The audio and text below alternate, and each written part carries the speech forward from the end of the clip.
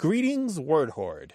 We're here with an exciting option for you, a version of our podcast without any ads. That's right. No advertising interruptions, just the content you love, ready to go in your favorite podcast apps like Spotify and Apple Podcasts. It's another way to support the show, ensuring that we keep bringing you the word stories and language explorations that you love. Try it at waywardradio.org/ad-free.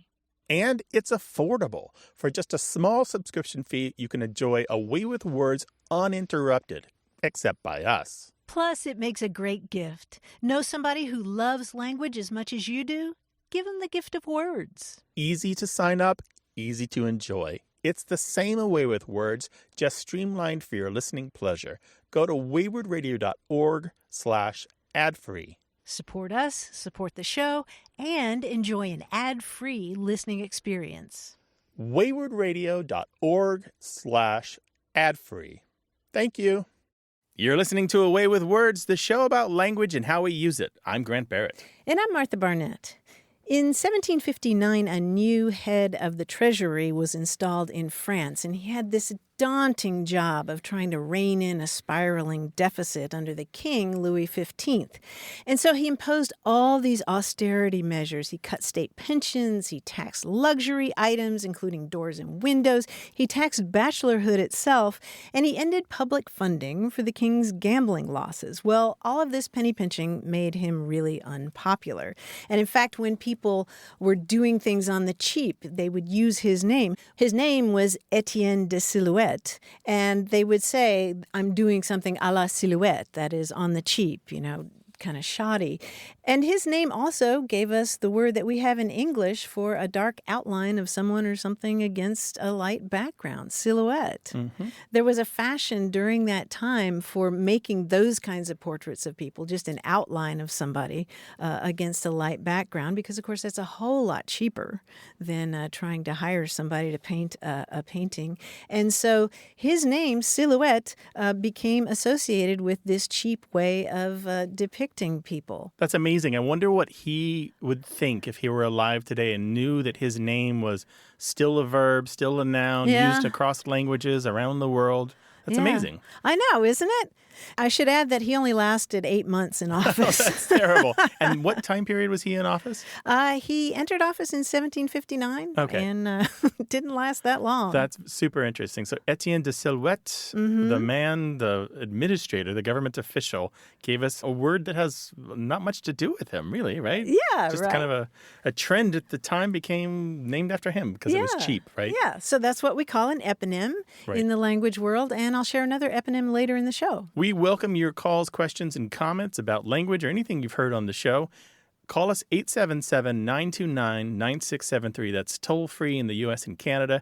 Or send us email to words@waywardradio.org or talk to us on Twitter at WAYWORD. Hello, you have A Way with Words. Hi, this is Joan calling from Dallas, Texas. Hi, Joan. Welcome to the show. Hi, Joan. What's up? The other day, my wife and I were discussing our New Year's resolutions, or actually the lack of them. She said hers would be the same as every year, just wing it and see what happens. I think that's originally from the Calvin and Hobbes comic strip. And that got me wondering about the phrase to wing it and where it might have originated. So here I am asking the experts. Where did we get wing it? Like to kind of make things up as you go along. Right. Yeah, for the longest time, I thought it had to do with just sort of jumping off a cliff, like just taking a flying leap and trying to get there on a wing and a prayer, or, an aircraft that isn't quite stable or something like that. I was surprised to learn that actually wing it comes from the slang of the theater world. Really? Yeah. I thought that might be the case. Oh, you did? Well, you were way ahead of me then, because it well, hadn't occurred to me. This wild idea, because my mom was a connoisseur of old 50s musicals and stuff, and she would say, oh, that's the such and such step, and that's the time step, and that's the buck and wing. And I thought, well, maybe that has something to do with it. Well, actually, it has to do with understudies who take on a part at the last second, and so they're in the wings and they're studying the part. It's sort of like they're cramming for the test, and they're either studying the part in the wings, or they're already out there on stage, and somebody in the wings is there ready to prompt them if they miss a line. Oh, neat. Isn't that cool? Yeah. It's such a visual. You can just see being out there on stage. So you're out there winging it. I didn't think it would fit with like flying in pilots because I think pilots are being very straight-laced and, serious. I can't imagine getting on your plane to go on vacation and the pilot comes in and says, "Hey, we're going to wing it today." But you can imagine before all these navigational tools, somebody doing line of sight navigation or just kind of guessing the direction that they needed to go or using landmarks on the wing, right? They might just do it as they go. And certainly the early days of aircraft were harem-scarum. But yeah, the theater definition that Martha had, that's the real source of it. Yeah. 1850s, does that sound right? Late 1800s, Late for sure. 1800s, okay. Yeah. I wouldn't have thought it was that old. That's really neat. Yeah. It's cool. Thank you for your call, Joan. We'll talk to you later. Thank you so much. I really enjoy your show, and I always learn something. That's what we aim to do. Bye. Thanks, Joan. Bye. Hi, welcome to A Way with Words. Hi, my name's Sarah from Dallas. Hi, Sarah. Welcome to the show. What's up? I was calling to give you kind of an update because I was on the show a few years ago with the question about preheat, and then I have a new question for you. Okay, shoot. My boyfriend and I at the time were having the discussion about preheat. He's the one from Russia, and you had asked for an update. So just so you know, he still disagrees, and he thinks that it should be two separate words, but he thinks English is weird. So his argument is that pre and heat should be two separate words? Yes. He was the one that felt like there's no point in saying the word preheat. You should just say heat in a recipe. Gotcha. But I have a new dilemma for you, and I'm hoping that you can resolve it. It's another argument between my now husband and I over the word sandwich. Basically, what defines a sandwich? Because we have a running joke that he'll tell me, "Woman, go make me a sandwich." And I say, "No, I'm a modern-day woman. Go make your own sandwich." And it's just a joke. Good for you. But what that means is, though, I've made him maybe 5 actual sandwiches since in the 3 years. Mm-hmm.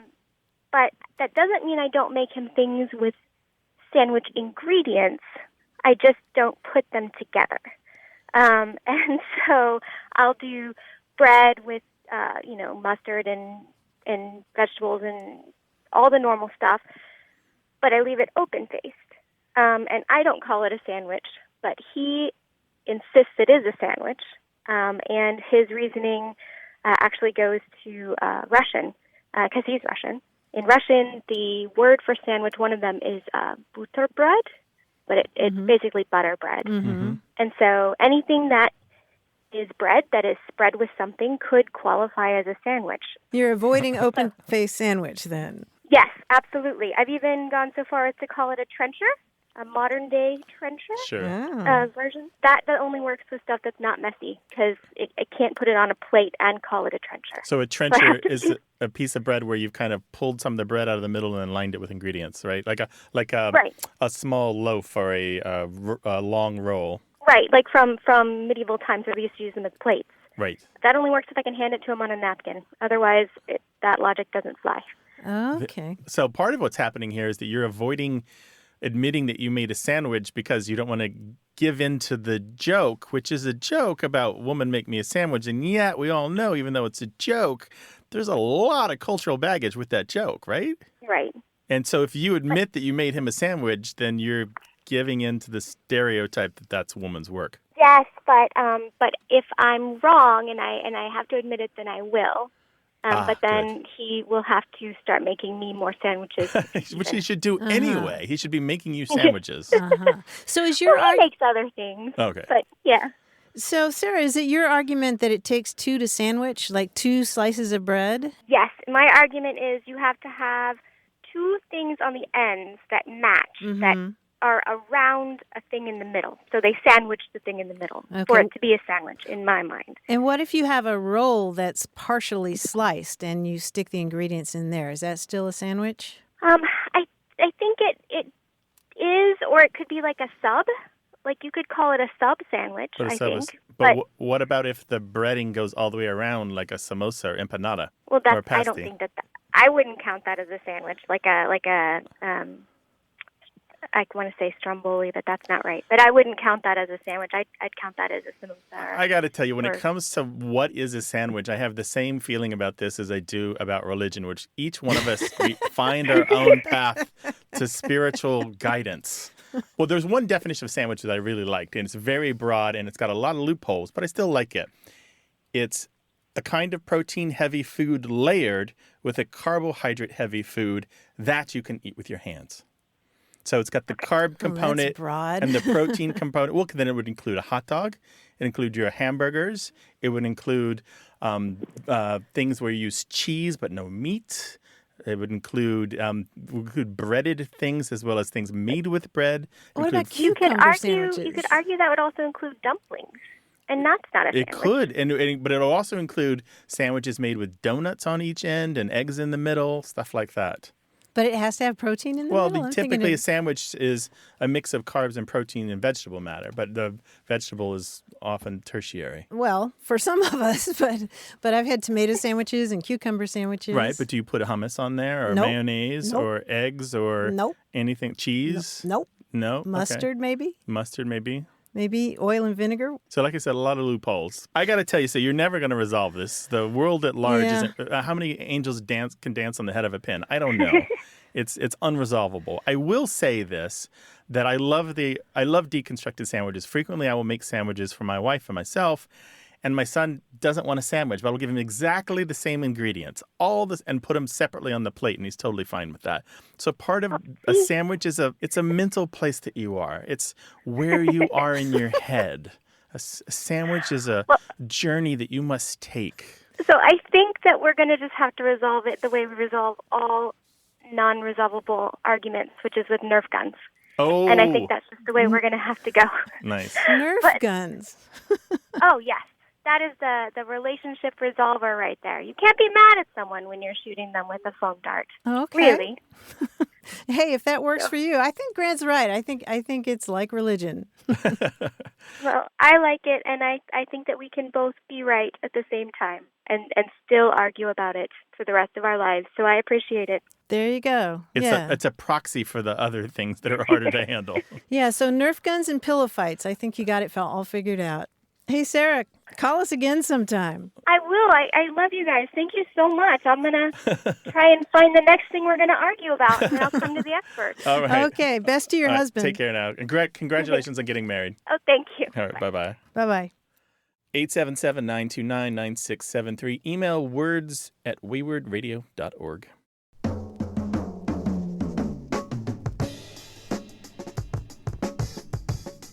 I was at a gathering the other day when a woman said, "Do you know the word strubbly?"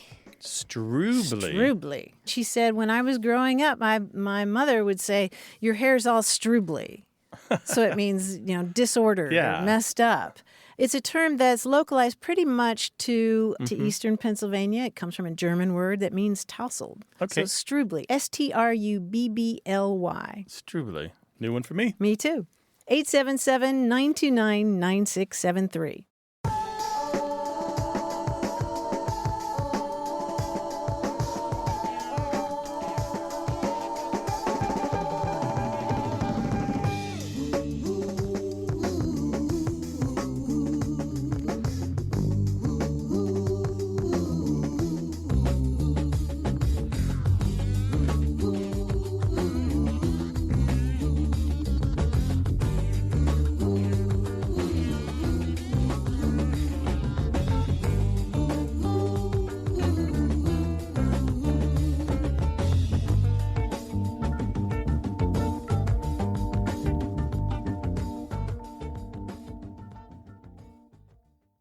Hey, we've got something special for those of you who love our show but could do without the ads. That's right. Imagine a way with words, the same engaging conversations, the same deep dives into language without advertising interruptions. We're talking about our ad-free podcast feed. It's sleek, clean, and it's just for our supporters. It's at waywardradio.org/ad-free. It's inexpensive, easy to sign up for, and works with all major podcast apps like Apple Podcasts and Spotify. It's an affordable way to support the show and get a seamless listening experience. And if you're feeling generous, why not give a subscription to another Away with Words fan? That's waywardradio.org/ad-free. Sign up today. Your support means the world. waywardradio.org/ad-free. Thank you. You're listening to Away with Words, the show about language and how we use it. I'm Martha Barnett. And I'm Grant Barrett, and we're joined by our quiz guy, John Chinesky. Hi, John. Hey, Grant. Hey, Martha. You know, I'm years old now, and getting old is not easy, but there are unintended benefits. For example, since I don't hear as well as I used to, things become much funnier. I'm always mishearing movie quotes, and I gotta say, I kind of prefer it that way. For example, this is just an example. If I say, uh-oh, it seems that Rhett Butler refuses to provide shellfish for Tara's annual seafood night, you might say, Frankly, my dear, I don't give a clam. I don't give a clam. Very good. All right, let's do the first one.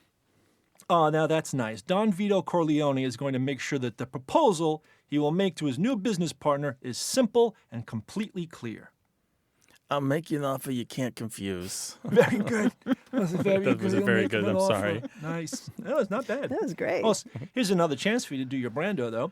Speaking of Brando, it's so sad when he tells his brother that he never realized his dream of becoming a mixologist and working in a tavern. Oh, I could have been a bartender. I could have been a bartender instead of a bum, which is what I am. It seems as if the warden of this Florida prison farm just wants a little appreciation. He told the prisoners he didn't get a single "good job" or "way to go, buddy." Florida prison farm. What we have here is a failure to congratulate. That's right. What we have here is a failure to congratulate. It's Cool Hand Luke, of course. Mm-hmm. Now, this film seems to be a mashup of a movie about sports management and a Disney animated feature about a bear of very little brain. What exactly is Cuba Gooding Jr.'s agent demanding? Oh, that's sweet. Show me the honey. Show me the honey. Nice. That was Jerry Maguire, by the way, if you know that one. Yeah. Finally, yes, I agree with Patrick Swayze that a cup-shaped receptacle in which ingredients are crushed or ground is no place for Jennifer Grey. Nobody puts baby in the mortar. Nobody puts baby in a mortar. Okay. Nobody puts That's baby terrible. in a mortar. Okay. But I agree. You got to agree. It's true, right? Sure. You can't put a girl, anybody really, in a mortar. No. It's bad practice. All right. So I'm going to go and mishear some more movie lines, and I'll see you guys next week. All right, bye. And we'd love to talk with you about any aspect of language whatsoever, slang, grammar, word origins, linguistic diversity, and more. So call us, 877-929-9673, or you can send an email to words@waywardradio.org, or hit us up on Twitter. Our handle is Wayward. Hi there, you have a way with words. This is Kathy from Evansville, Indiana. Hi, Kathy. Welcome to the show. What's up? I have a question about the word verse, as in V-E-R-S-E, and when people use it as a verb, as to play or as to compete against someone. Right. To verse. Can you give us an example? I have 11-year-old twins, and we are sports people. And, for instance, if they had a game this coming weekend and they weren't sure who their opponents would be, they would ask me, who are they versing this week? Right. Or in the past tense, they would say, we versed such and such team last week. Or when we verse them in the present tense, we always play well. Right. Mm-hmm. And I hate it when people use it. And I'm a sports person. I've been around sports all my life. I watch lots of sports, and I never hear broadcasters or coaches or players ever use the word verse. And it drives me crazy. And I get on my girls every time. And so I was just wondering, where has this come from? Is there someone that used it on television or somewhere where some kids had heard it? And why are they saying it? Because it drives me crazy. Oh, that's too bad, because I feel like it's a wonderful linguistic innovation. I don't know why it just aggravates me. And I think it's because I cannot physically think of someone versing as a verb. Right. That's the crux of it, right? So you're Yeah. getting to the heart of the why. The why is people misunderstand when they hear versus, and it sounds like a conjugated verb to verse. So Right. the baboons versus the badgers sounds like they're versing them. That there's a verb in there. There's an action taking place. But really, it's not that. It's a preposition that comes from Latin ultimately, and it means toward or turn toward. Or against. Against, yeah. So it's A against B, or baboon Right, versus right. badger, right? And yeah. when I ask my girls, why do you say this? They will point to the schedule and say, well, it says right here. Yeah. You know, and it'll have their team name and VS with a period and then the other team. Right. And that's their, that's their explanation. So and I just argue and say, but that's not a verb. You can't verse someone. It's easy to misunderstand, right? Because the full form maybe isn't written out very often. The versus just isn't there. Here's the thing, Right. it isn't new. And it's not only it's kids not that do new. it. Okay. No. This is at least 30 years old. I have evidence Okay. going back a little over 30 years old. I'm quite certain it's older than that. It's in 2 dictionaries that I know of. The American Heritage Dictionary thinks it's common enough to record, and the Collins dictionaries. It is slangy. It's not formal at all. You won't Sure. find it used in the Supreme Court arguments at all. Right, right. But it's in the U.S., in Canada, the U.K., Australia, New Zealand, and probably other English-speaking countries. You hear people use it. I heard it. I don't listen to sports radio very often. I heard it on sports radio. I heard announcers Really? yes. Okay. It was very Okay. clearly a conjugated verb that they were doing and not the preposition versus. Okay. So All right. as for your reaction, why you get your skin crawls or your hair stands up in the back of your neck or it's like fingers on a chalkboard, my advice to you is to try to record all the times that you hear this and begin to gather the data. It sounds like you're well on your way to that. And when you turned it into an intellectual exercise, a lot of the frustration with the newness of things disappears and you start to become fascinated with the why Right. and the who and the where, and you become the expert on versus. You kind of become the person in your group who knows the most about this new verb that came out of this preposition. Okay.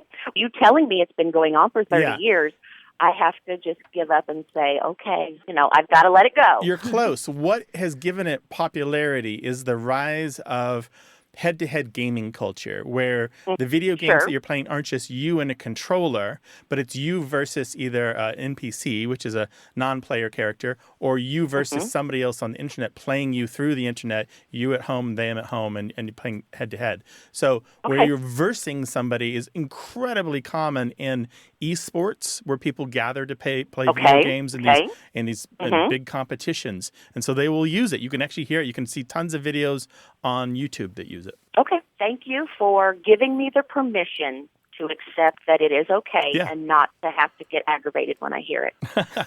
All right. Well, glad that you were able to get it off of your mind. Sure. Thank you so much. I appreciate it. All right. Take care. Bye. All right. Bye-bye. Bye-bye.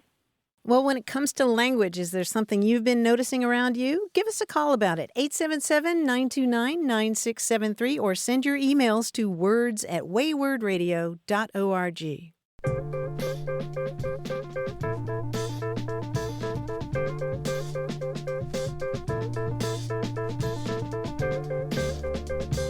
The word strumple is an old word that means the fleshy part of a tail when a horse has had its tail docked.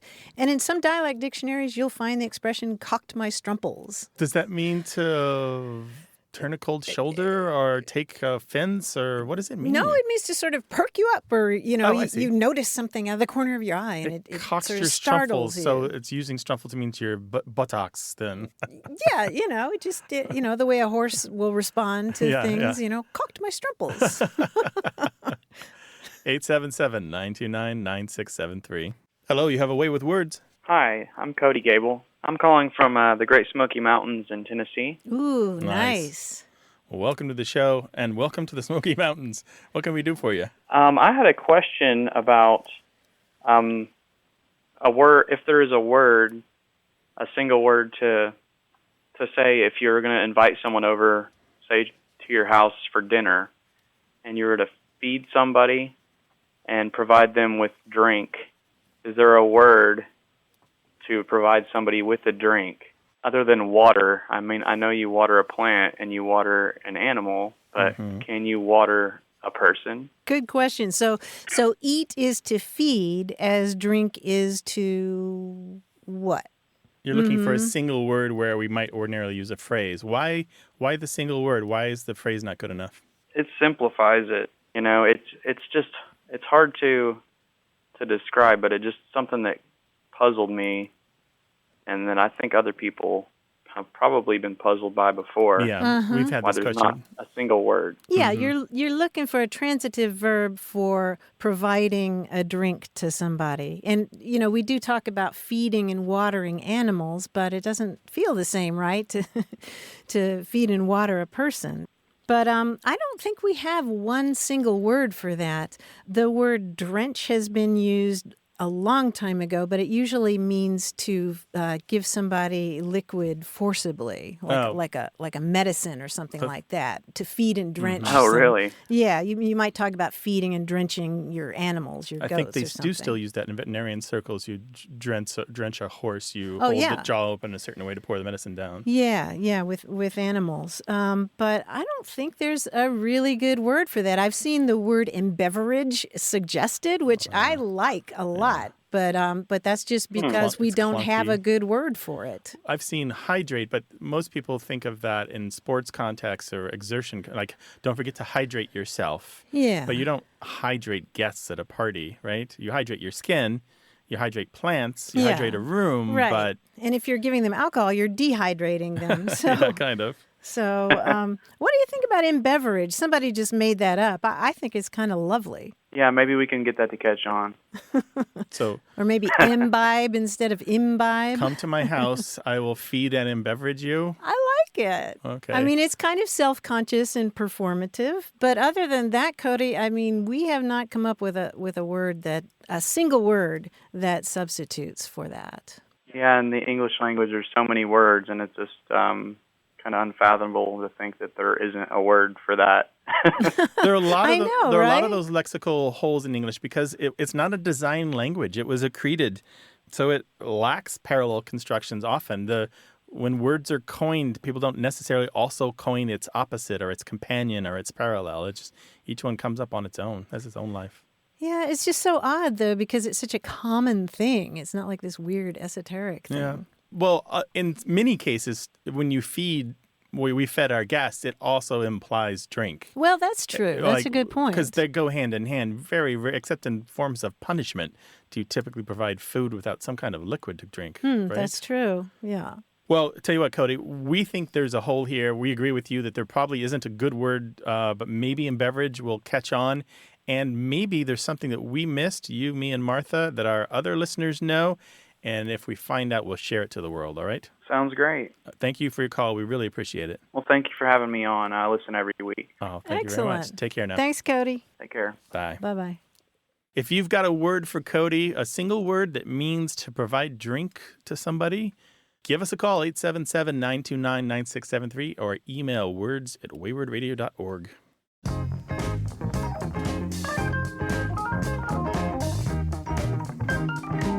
Apparently in China, they have an expression which translates as equipped with knives all over, yet none is sharp. Oh. Right, to refer to the generalist rather than the specialist.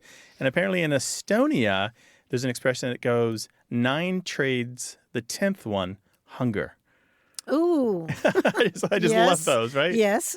But I don't know, different cultural approaches to the idea that you might be really good at a lot of things versus cultures where you focus your attention on one particular thing, become the absolute master of that. What's the Chinese one again? Equipped with knives all over, yet none is sharp. 877-929-9673. Hello, you have a way with words. Well, hello. It's my pleasure to have a way with words. This is Tommy Hersant from Carlsbad, California. Hi, Tommy. Welcome to the show. Hi, Tommy. I was born in northern Wisconsin back in the old days, and my mother used to have a term that she used when I would be focusing on something. Tommy, clean up the counter of the sink, and I would be just working away, getting all those last little bits out of the corner, and say, "Oh, Tommy, you're briggling again." And so when I would focus on something to the point of going above and beyond the call of duty to get something clean or orderly or whatever, I was briggling. Now, I've looked it up, and I found, and this is probably something that you may know more particularly, Grant, an American slang expression that I would never associate with my saintly mother. So I thought I'd go to people like you who had a clue as to what the origins of briggling might be. Can I gather that you found Urban Dictionary on a search and were horrified at the definition you saw there? Yes. That's why I knew you would know.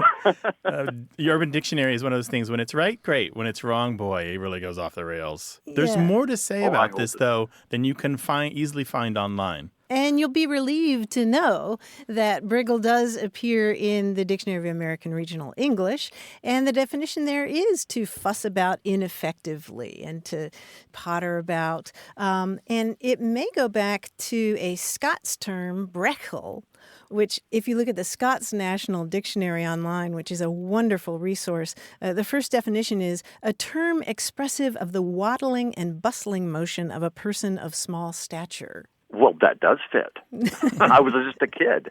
Oh, there you go. Yeah, and it may be related to a northern England dialectal term, broggle, which means to poke about in a hole with a stick. And just keep at it. So it's sort of, She used another term when she would catch me briggling and say, "Oh, you were so persnickety." Yeah. Yeah. Is that kind of consistent with that? Persnickety has a different definition these days, doesn't it, Martha? Yeah, it's a different word that just means particular, right? Yeah, specific or kind of obsessive about detail. Mm-hmm, fastidious. By the way, not only is there the verb to briggle, but there's an adjective briggly, which basically means a restless or kind of Briggly child. erratic. Yeah. Mm-hmm. Like a briggly child is a common use of it. And even you'll find it in fiction here and there, but it's not that common in everyday speech in the United States. Well, yes. My mother actually was the only one in the family tree who came out with that. I haven't heard any of the other aunts or uncles use it. She comes from like Bohemian area on the mother's side, and I thought maybe the fact that it's got a Scot origin is a surprise to me. But hey, I guess language gets around. Well, it does. Most of the instances I've seen of that word occur in the Midwest, Indiana, Ohio, places like that. Yeah, one dictionary has it in Western Pennsylvania. So it doesn't really Well, my surprise me. goodness. But it's never been that common. It does not occur very often at all in print, so which means it probably doesn't occur that often in speech either. But the good news is that your saintly mother wasn't saying anything naughty. Oh, I am so comforted to hear that. Thank you. You can sleep at night, Tommy. Tommy, thank you for your call. I really appreciate it. Well, thanks again for your good service, my friend. Our pleasure. All right, Take Tommy. care. Take care. All right. Bye-bye. Bye-bye. I got to say, I really like Urban Dictionary and all the wonderful... It records tons of stuff that you can't find anywhere else. And at this point, it's been on the internet long enough that I can get some historical perspective on some of this slang. Sure. But probably 95% of it is inserted rubbish that nobody ever said except the person who typed it in. Even then, it's probably fake. Right. So It's crowdsourced, right? I mean, anybody can put a definition but on people there. put things in there to show off or to try to start a word that never actually was used. And it's best to look something up that you already know rather than to learn new language. Right. Yeah. But in this case, there are some definitions that are terrible. Do not go to Urban Dictionary looking up briggle. Call us, 877-929-9673, or send your family stories about language to words@waywardradio.org.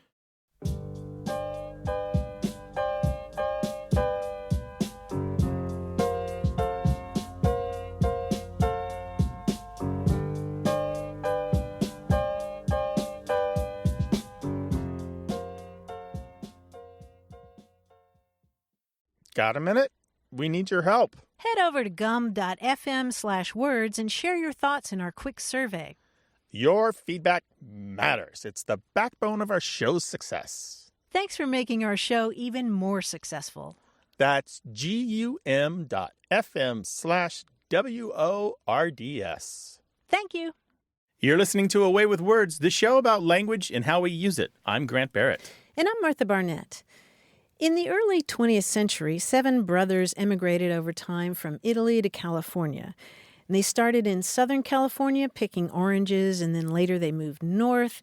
And in 1915, they opened a machine shop in Berkeley, California. And they manufactured a lot of different kinds of things like propellers. And they also designed water irrigation pumps and produced them. And one of the brothers was named Candido, and he got married and had 4 children. And the youngest of them, Kenny, was almost 2 years old when he contracted strep throat. And unfortunately, that led to rheumatic fever, and that led to juvenile rheumatoid arthritis. This was a very painful condition. It limited the boy's mobility, and he was treated a couple of times a week at physical therapy in these big stainless steel hydrotherapy tanks. But his mom didn't like them because he had to share them with other people. And so she spoke to her husband and asked if he could come up with something that they could put in their own bathtub at home, some kind of little water pump to recreate that kind of motion. And so his dad ended up making a pump for their home bathtub. And it worked so well that their company began selling them. And then the next generation included a family member named Roy, who realized that you could put those kinds of pumps in a freestanding bathtub and market them to the public. And so you can probably guess the name of this Italian family. It must have been Jacuzzi. It was the Jacuzzis, yeah. But I thought that was so cool that the thing that you're going out, the hot tub that you're going out to with your plastic cup and a drink. was for therapy. It was for therapy. It was a father's effort to ease his son's pain. I can't imagine being that young with those kinds of conditions, too. Yeah. Kenny ended up living to a ripe old age. He only died a couple of years ago. And he worked in Italy for the Jacuzzi Company. And then later, he was the director of the Office of the Americans with Disabilities in the state of Arizona. How about that? That's perfect. What a great story. So Jacuzzi has a family name, family history. Yeah, another eponym. Give us a call, 877-929-9673, which is toll-free in the U.S. and Canada, or you can send us email to words@waywardradio.org.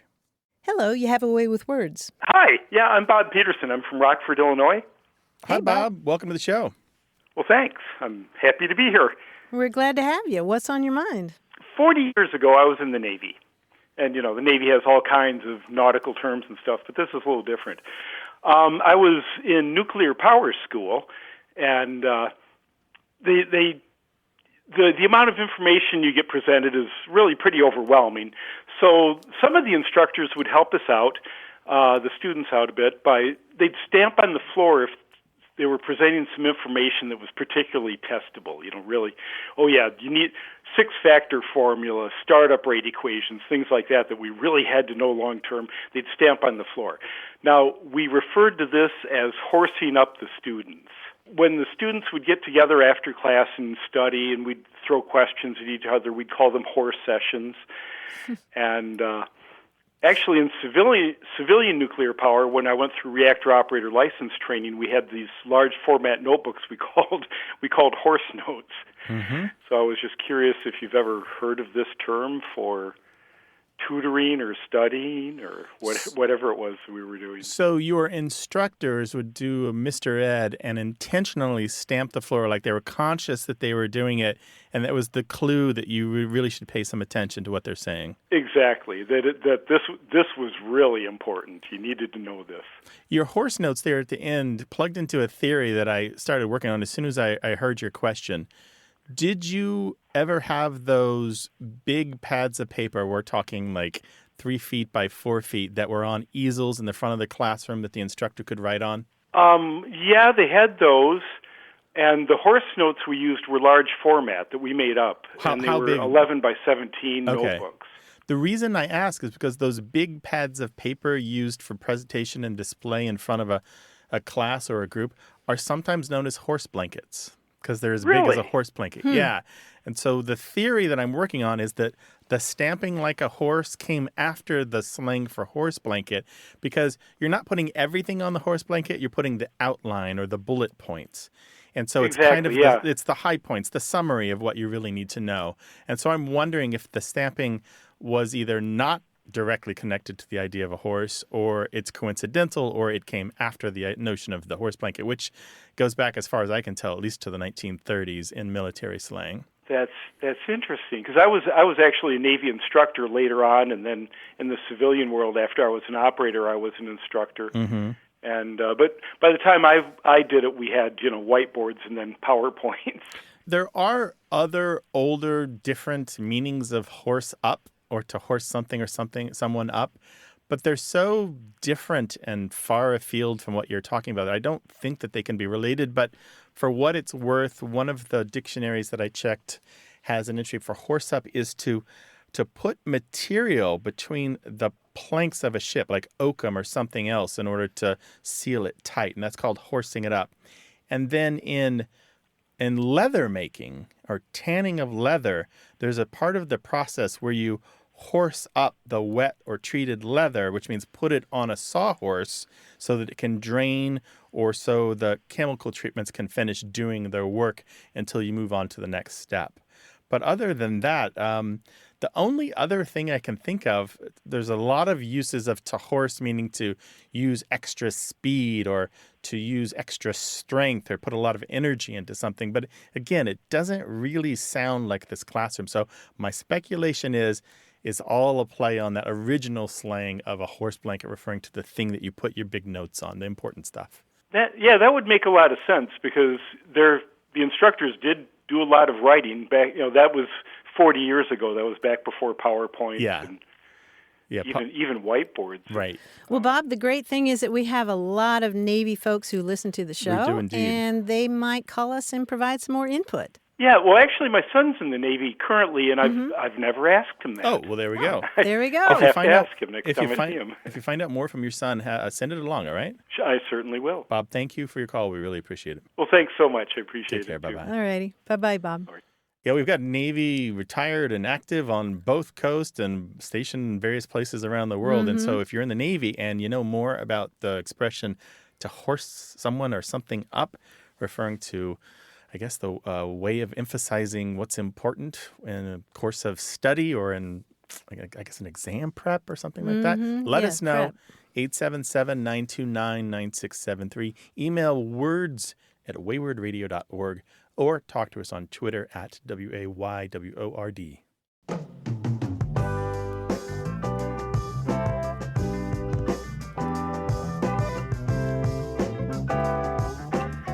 In English, we say, don't cut off your nose to spite your face. In Russian, the equivalent is, don't freeze your ears off to spite your mother. Oh, because she wants you to wear your hat Right. and you refuse. Right. You ever done that? You go out without a jacket. She's like, take a jacket. I've take a never jacket." been that. My son is totally that. Oh, is he I really? love the boy, but he is the first to refuse to do a thing just because you want him to. Guthrie, don't freeze your ears off to spite your dad. Fortunately, in San Diego, not much of a problem. Oh, that's true. Talk to us, 877-929-9673. Hello, you have a way with words. Hi, this is Bill Raisley calling from beautiful Bo Verde, Texas. Bo Verde. With a name like that, it must be beautiful. Welcome to the show. Glad to talk to you, Yeah, Bill. thank you. Kind of something that's puzzled me, I guess. Most of my life, my family grew up in South Bend, Indiana, and so I have a couple generations of family back over there. But my dad decided in 1955 he would kind of pack us all up in a car and move us off to Denver, Colorado, which is where I grew up. And out there, just growing up, I always didn't think too much of it, but, if I was sitting at the dinner table and I had a bottle of ketchup there and I was trying to, and it was almost empty and I was trying to shake it and get the ketchup out, my dad would say, hey, just go wabash it. And I would go, what? He would say, just go over to the sink and put a little water in there, shake it up a little bit, and it'll come right out of there. So I did, So that was sort of a saying that my family used, wabashing things, just to add a little bit of water to thin something out, like leftover food or something in a jar or those kinds of things. And here I am sitting here all these years later, and I'm wondering, where did that phrase, come from, wabashing things? I was kind of hoping that you all might be able to add some insight. Well, Bill, what does wabash mean to you besides that process? Does it mean anything else to you? Not really, no. I mean, I know there's a Wabash River in Indiana. Yeah. And I don't, I don't have any other connection with that word. Was it just your family, or did others around you, other families, say it? Well, back in South Bend, I don't, we'd go back there for Christmas and holidays and things, and people back there would say it. I don't think it's that common at all. And my first thought was that you're holding the ketchup bottle and bashing it with your hand. And then I was thinking, well, maybe it has to do with the folks back home, doing it like the old folks at home in the Wabash area, since you're from Indiana.